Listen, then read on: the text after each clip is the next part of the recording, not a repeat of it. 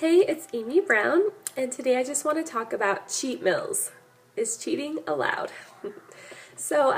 Everyone is going to get temptations. Okay, that just happens. It's human nature, and it's human nature to want to reward ourselves for eating good with something non-healthy. So tell me if this sounds familiar. You're gonna start a new diet and you're gonna do perfect, you're not gonna mess up at all, and then you take a bite of that chocolate bar, and before you know it, you've eaten the whole thing.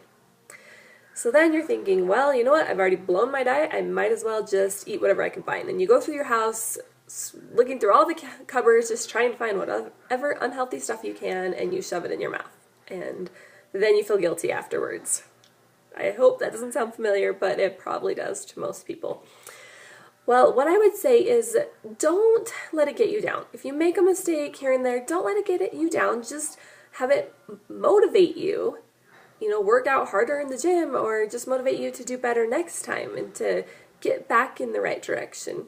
We always tend to make ourselves feel guilty for making mistakes, and it doesn't help. It really doesn't help to make yourself just, all these negative thoughts instead of saying, you know what, I can do this. I can change it around. I can eat better tomorrow, one day at a time.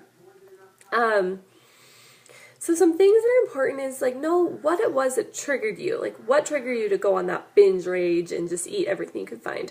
So if you can try and find out what triggers you to eat unhealthy, then that really helps. And also know your cheating limits. For me, I know when I'm going to be out with a bunch of friends, I know I can have a tiny piece of that cake and I'll be fine. I can go home and I'm away from the situation and I'm not going to go through all my cupboards binging. Okay, so know what your cheating limits are. And also when you have those temptations, have a plan already in place so that when temptations arrive, you know how to handle them. Before I had my plan in place, I remember I'd be complaining to my husband, oh, I just want to make a big, huge pan of brownies. And me, when I make brownies, I would eat half the batch. So that was not a good thing. And I remember him telling me, well, what is it? What could you eat that would satisfy that craving? And he helped me figure out, for me, it would be to make a smoothie, to make a fruit smoothie, put some vegetables in it. And that always helped me to get rid of that craving. Because once I had that craving in my mind for brownies, it was not going away until I made them. Whether it was 2-3 days, I kept putting it off, it would not go away. But if I was able to substitute it for something sweet, just like those brownies, then it would be fine. So for me, it was a fruit smoothie, and that helped a lot of times when I was just craving those brownies. It is easier to burn off one cheat meal than it is to burn off an entire day of cheat meals or an entire weekend of cheat meals if you just can't get yourself back into the groove.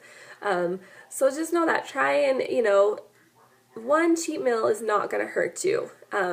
Eating clean is a healthy lifestyle, but binging for an entire day is not healthy. So remember to treat your bodies with respect. So I like to think of cheating as treating. So just treat your body. Give yourself one treat a week and enjoy it, but that's it for the week. Okay, you don't get another one tomorrow or the next day.